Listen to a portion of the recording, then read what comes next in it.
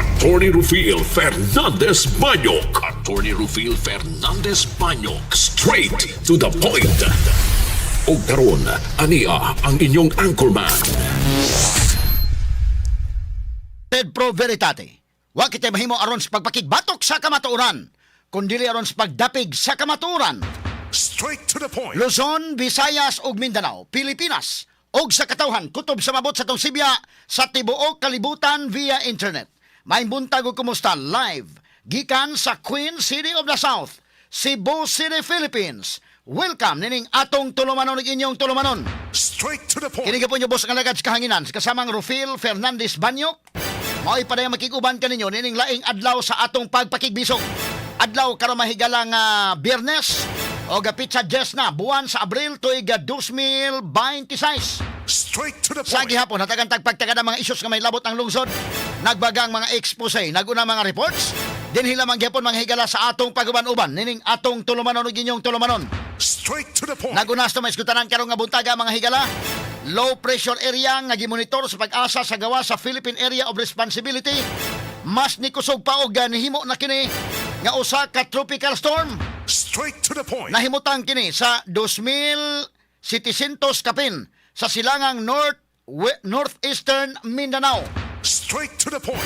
At tanig pagtagad mahigala 2,700 kilometros sa silangang northern Mindanao sa pagkakaroon mga sukid tigpaminaw. Straight to the point. Sa laing bahin, Department of Energy ni pahibaw nga dunay gipanglantawan nga rollback sa presyo sa gasolina o diesel sa sunod semana.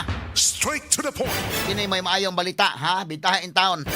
At least mga kagalaan ang rollback dito sa merkado sa kalibutanong merkado, gipanglantawan by next week paspas ang pag-rollback mga higala.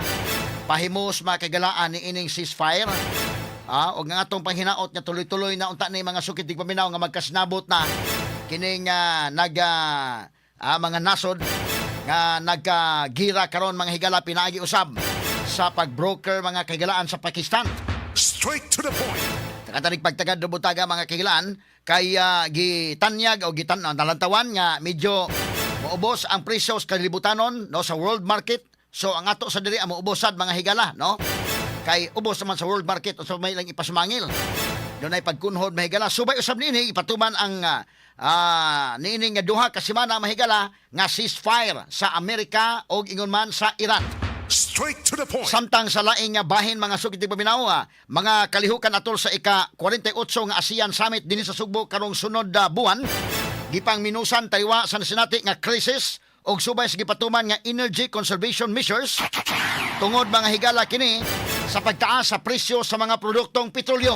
Straight to the point. Cost cutting sa tamang nga kagilaan.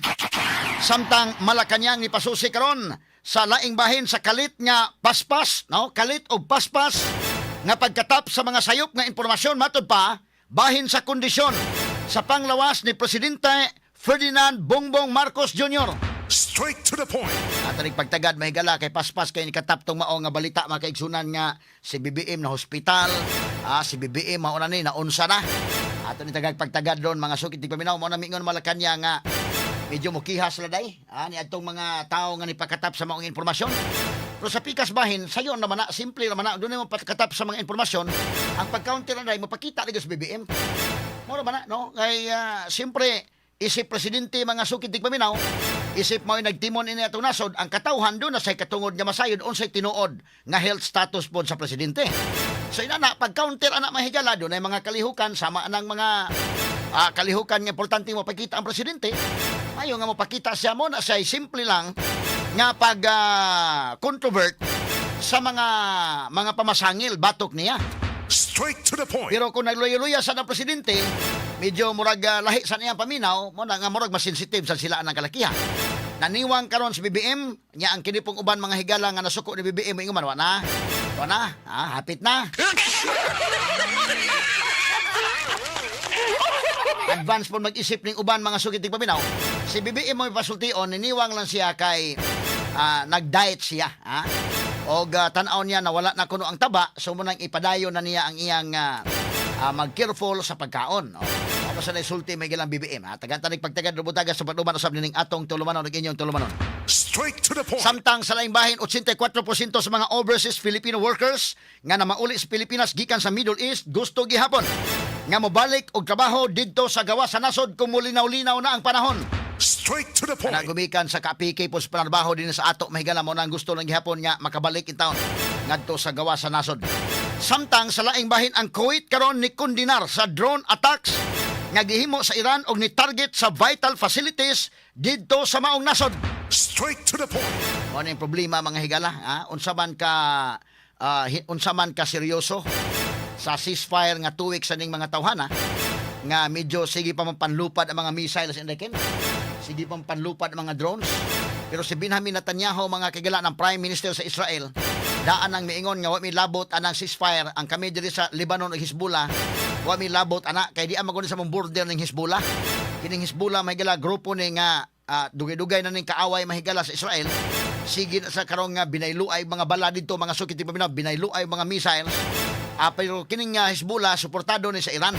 So mo nang ingon Benjamin Netanyahu nga og mag-ceasefire mo agree mi mo respetar mi sa ceasefire agreement between Iran og sa US pero min labot diri sa among border kay sige pang pangatake ning Hezbollah diri. Di amo na sang tubagon. Straight to the point. Matod pang Benjamin Netanyahu mga kaigalaan. Pero kining Iran mga sukitig paminaw, miingon sad niya kung mauho na, padayon namong siladaan ang Strait of Hormuz. Straight to the So point. medyo problema ning kalakiha mahigala tagad pagtagad rubutaga sa atong pagbanuman usab nining atong tulumanon ug inyong tulumanon. Straight to the point. Samtang sa dugang bahin sa mga kaigalaan ang atong pagpadayon paghisgot sab. Labot mahigala ini niya padayon nga peace talks kay adlaw Biyernes matugingon day karon day pero lahi matag oras no nga mag-abot mga higala ang mga negotiators sa Amerika o inguman mga negotiator sa Iran aron ilang sabutan ang malungtarong kalinaw diha sa Middle East. Straight to the Kini point. guban pang mga iskutanan niyo mabati exclusive over DYHP RMN Cebu 612 sa dial sa inyong mga radyo sa 93.9 IFM. Sa serbisyo